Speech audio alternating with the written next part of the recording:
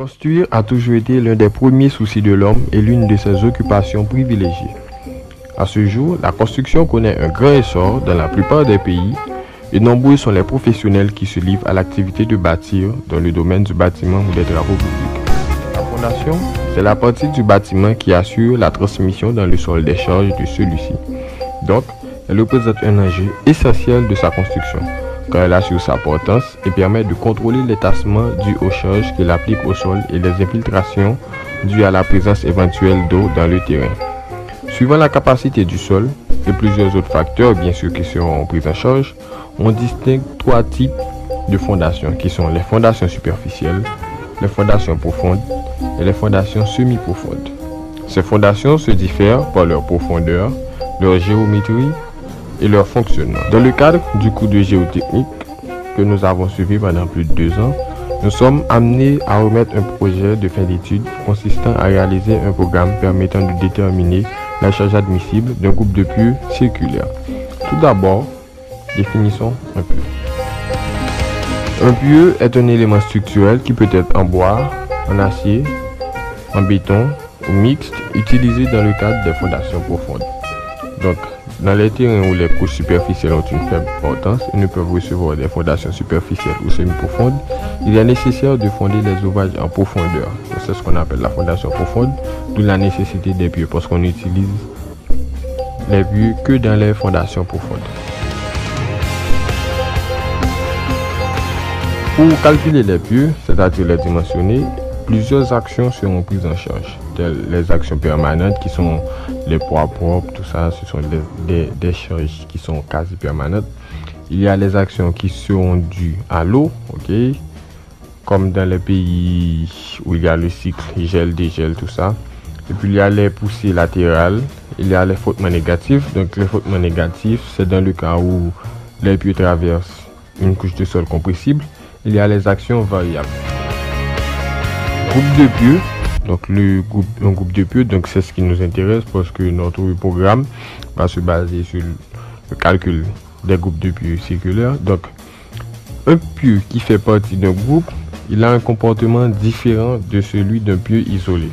Ok, donc ces modifications dont il y a lieu de tenir compte concernent la force portante sous sollicitation axiale, et puis il y a aussi le tassement, les réactions latérales et les poussées latérales du sol et le frottement négatif. Les deux causes différentes qui sont à l'origine de ces effets de groupe sont la mise en place d'un ensemble de pieux va créer un remaniement du sol qui est différent de celui qui est produit par la mise en place d'un pieu isolé, dont le comportement sert de référence. Okay? Donc, à cause de cela, la réaction du sol autour d'un pieu est modifiée, contrairement à s'il était isolé. Et aussi la charge appliquée sur un pieu a une influence en termes d'effort et de déplacement sur le comportement des pieux voisins.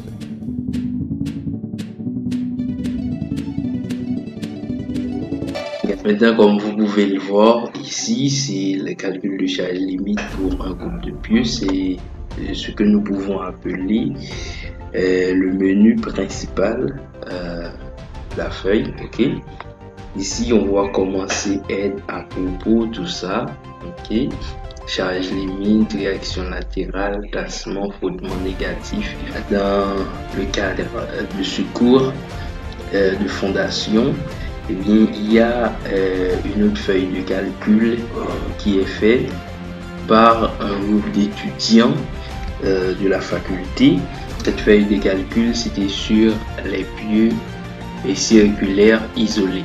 Ok, donc on va s'en servir pour avancer et pour réaliser ce projet, parce que nous on va pas s'attarder avec les calculs des pieux isolés, mais on va utiliser les résultats. Donc, et pour les groupes de pieux, il faut tenir compte de ce qu'on appelle le coefficient d'efficacité. Parce que en réalité, lorsqu'on a des pieux, on ne va pas pouvoir faire une somme des charges limites de chaque pieu, mais il y a le coefficient d'efficacité qui intervient. Et il y a le tassement et la réaction latérale et frottement négatif et tout ça. C'est-à-dire, nous faisons ces calculs ici et avec les détails sur les pieux isolés. Donc, nous allons pouvoir calculer les pieux en groupe. Ok. Mode de fonctionnement du programme. Ok. Il faut cliquer sur un bouton et choisir de calculer par exemple la charge limite, la réaction latérale, le tassement, le frottement négatif, et le programme lui il va vous demander des valeurs d'entrée et de temps en temps, et le programme avance jusqu'à aboutir au résultat final. Et c'est ainsi que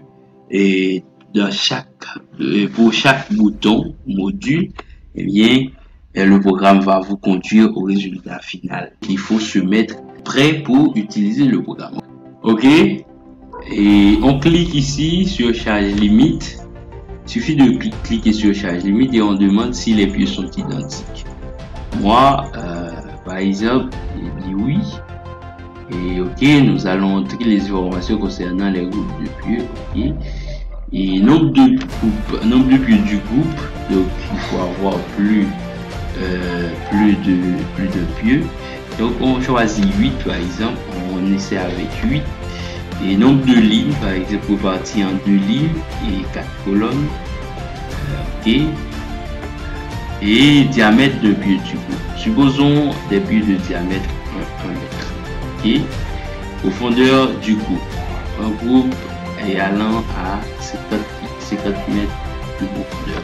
Valeur entre axes, on prend 4 et comme valeur entre axes. Okay. La charge limite de pieux en kN, on suppose 50 kN sur chaque pieux.